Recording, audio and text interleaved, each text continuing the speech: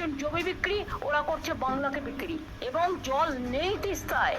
গায়ের জোরে ভাবছে নর্থ বেঙ্গল থেকে জিতেছি বলে নর্থ বেঙ্গলের মানুষকে ডিপ্রাইভ করব। অবশেষে চীনকে দেওয়া হচ্ছে তিস্তা প্রকল্প। তিস্তা প্রকল্প চায়নাকে দেওয়ায় সব থেকে বড় বিপদে পড়বে ভারত। সম্প্রতি ডক্টর মোহাম্মদ ইউনূসের সাথে চায়নার রাষ্ট্রদূত মিটিং করেছে এবং বিভিন্ন রিপোর্টে বলা হচ্ছে তিস্তা প্রকল্প দেওয়া হতে পারে চায়নাকে। চায়নার রাষ্ট্রদূতের সাথে ডক্টর মোহাম্মদ ইউনূস যে মিটিং করেছে সেই মিটিংয়ে কি সিদ্ধান্ত নেওয়া হয়েছে তার সবকিছু প্রকাশ করা হয়নি। হতে পারে তিস্তা প্রকল্প চায়নাকে দেওয়ার সিদ্ধান্ত নিয়েছে ডক্টর ইউনূস। আজকের এই ভিডিওতে আমরা তিস্তা প্রকল্প সম্পর্কে জানতে চলেছি, তো ভিডিওটিতে লাইক দিয়ে বসে যান শেষ পর্যন্ত দেখার জন্য। আর নতুন দর্শকের কাছে অনুরোধ থাকবে চ্যানেলটি সাবস্ক্রাইব করার। বাংলাদেশকে বলা হয় নদীমাতৃক দেশ। বাংলাদেশে মোটামুটি 700টির বেশি নদী রয়েছে। এই নদীগুলোর দৈর্ঘ্য হচ্ছে 24,000 কিলোমিটার। এই নদীগুলোর মধ্যে 54টি নদী ভারত এবং বাংলাদেশের মধ্যে প্রবাহিত হয়েছে। আন্তঃসীমান্ত এই নদীগুলোর মধ্যে একটি নদী হচ্ছে তিস্তা। তিস্তা নদী প্রায় 240 বছর পুরনো নদী। এই তিস্তা নদীর উৎপত্তি হয়েছে ভারতের সিকিমে। এই নদীটি ভারতের সিকিম এবং পশ্চিমবঙ্গ দিয়ে বাংলাদেশের মধ্যে ঢুকেছে। এই নদীটিকে সিকিম এবং উত্তরবঙ্গের জীবন বলা হয়ে থাকে। বাংলাদেশে প্রবেশ করার পর এই তিস্তা নদী ব্রহ্মপুত্র নদীতে গিয়ে মিশেছে। এই তিস্তা নদীর দৈর্ঘ্য হচ্ছে 315 কিলোমিটার, যার মধ্যে 200 কিলোমিটার রয়েছে ভারতে এবং 115 কিলোমিটার রয়েছে বাংলাদেশের মধ্যে। বাংলাদেশের উত্তরাঞ্চলের জেলাগুলোর জন্য তিস্তা খুবই গুরুত্বপূর্ণ একটি নদী। বাংলাদেশের বেশ কয়েকটি জেলার মানুষের জীবিকা এই তিস্তা নদীর উপরে নির্ভর করে থাকে। যুগের পর যুগ ধরে এই তিস্তা নদীর উপরে বাংলাদেশ ন্যায্য অধিকার থেকে বঞ্চিত হচ্ছে। বাংলাদেশের উজানে একের পর এক বাঁধ দিয়ে ভারত কর্তৃক তিস্তার পানি সরিয়ে নেওয়া হচ্ছে, আর বর্ষা মৌসুমে এই বাঁধগুলো খুলে দিয়ে বাংলাদেশে বন্যা সৃষ্টি করা হচ্ছে। তিস্তার উৎপত্তি স্থলের পর থেকে এই নদীর প্রবাহ বাধাগ্রস্ত করতে একের পর এক প্রকল্প নিয়েছে ভারত সরকার।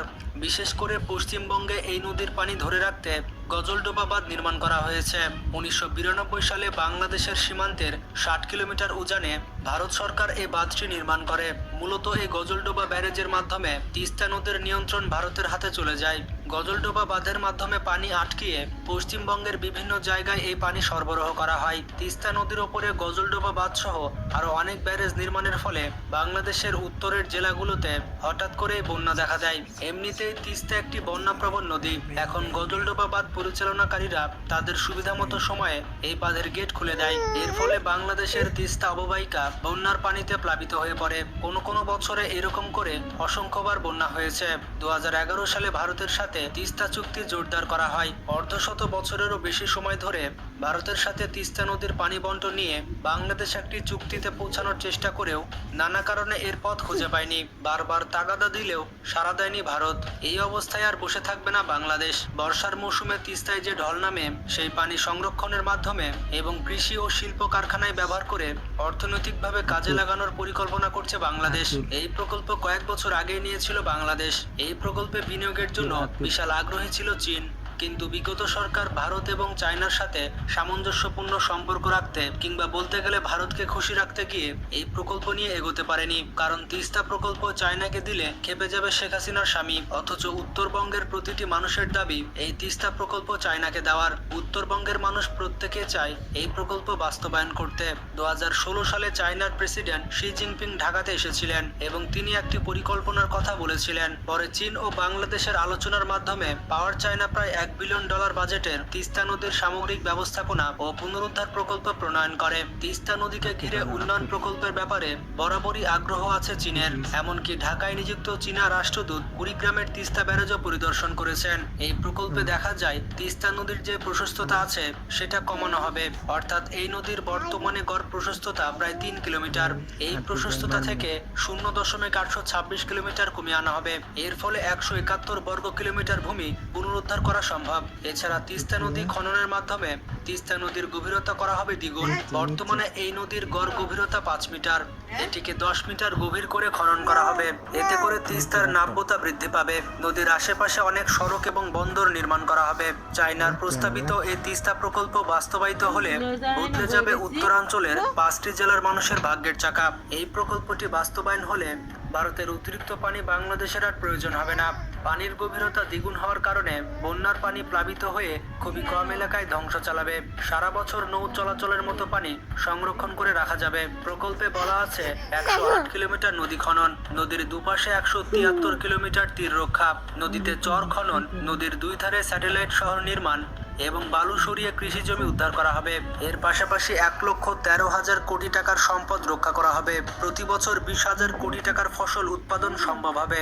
নৌবন্দর এবং আইন শৃঙ্খলা রক্ষায় দুই পারে থানা, কোস্টগার্ড এবং সেনাবাহিনীর জন্য ক্যাম্পের ব্যবস্থা করা হবে। তিস্তা মহাপরিকল্পনা সম্পর্কে চীনের তৈরি প্রকল্প সূত্রে জানা গেছে, পূর্ব চীনের জিয়াংশু প্রদেশে সুপিয়ান সিটির আদলে তিস্তার দুপাশে পরিকল্পিত স্যাটেলাইট শহর নির্মাণ করা হবে। এমনকি এখানে পর্যটন কেন্দ্র স্থাপন করা হবে।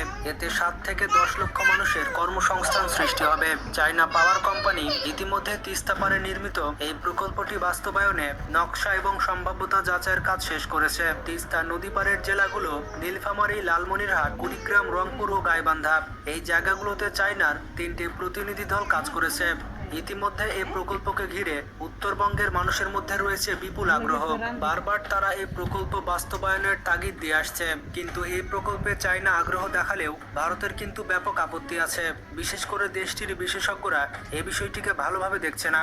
সাবেক প্রধানমন্ত্রী শেখ হাসিনা কিছুদিন আগে ভারত সফরে গেলে ভারত তিস্তা প্রকল্প সম্পর্কে আগ্রহ দেখায়। বাংলাদেশে কারিগরি টিম পাঠানোর কথা জানায় ভারত। কিন্তু চায়না যেখানে 2016 সাল থেকে এখন অব্দি এই প্রকল্পের পিছে লেগে আছে, এই প্রকল্প নিয়ে একের পর এক সম্ভাব্যতা যাচাই করছে, সেখানে ভারত এসে কেবল যুক্ত হওয়ার আগ্রহ দেখানো সময় ক্ষেপণ কিনা সেই বিষয়ে প্রশ্ন উঠেছে বাংলাদেশের জনগণের মধ্যে। বাংলাদেশ সবার সাথে বন্ধুত্বপূর্ণ সম্পর্ক রেখে এগোতে চায়। প্রকল্পটি চায়না বাস্তবায়ন করুক কিংবা ভারত বাস্তবায়ন করুক বা চায়না ভারত দুজন মিলেই করুক, তাতে সাধারণ মানুষের কিছুই যায় আসে না। বাংলাদেশের মানুষ চায় তিস্তা নিয়ে দীর্ঘদিনের ঘটনা অবশেষে সমাপ্তি হোক, তিস্তা পারের মানুষের দুর্দশার অবসান ঘটুক। বাংলাদেশের মানুষ চায় ভারত তিস্তার পানি নিয়ে বৈষম্য বন্ধ করুক। তিস্তা মহাপরিকল্পনা বাস্তবায়নে খরচ হতে পারে $1 বিলিয়ন বা 11,000 কোটি টাকা, এবং এই বিনিয়োগকৃত টাকা 3.5 বছরের মধ্যে বাংলাদেশ তুলতে পারবে বলে মনে করে বিশেষজ্ঞরা। পদ্মা সেতুর খরচের টাকা তুলতে যেখানে প্রায় 30 বছর সময় লাগবে, সেখানে এই প্রকল্প কতটা অর্থনৈতিকভাবে লাভজনক সেটি জনগণ সহজেই বুঝতে পারছে। তাছাড়া তিস্তা প্রকল্পে নতুন করে বিনিয়োগকারী খুঁজতে হবে না। বাংলাদেশ পানি উন্নয়ন বোর্ড এবং পাওয়ার চায়নার মধ্যে 2016 সালের 28শে সেপ্টেম্বর একটি সমঝোতা স্মারক সই করা হয়। এটাকে কাজে লাগানোর এখনই সময়। তিস্তা প্রকল্প খুবই দ্রুতই বাস্তবায়ন করা হোক। আপনারা কারা কারা চান এই প্রকল্প চায়নাকে দেওয়া হোক আর কারা কারা চান ভারতকে দেওয়া হোক কমেন্ট করে জানান। তবে নতুন সরকারের কাছে সবার দাবি যে তিস্তা প্রকল্প তাড়াতাড়ি বাস্তবায়ন করা হোক। এতে উত্তরবঙ্গের মানুষের কষ্টের অবসান ঘটবে। তো তিস্তা প্রকল্প কাকে দেওয়া উচিত বলে আপনার মনে হয় কমেন্ট করে জানান। ভিডিওটি বেশি বেশি শেয়ার করে বন্ধুদের জানিয়ে দিন। ভালো থাকবেন, টেক কেয়ার।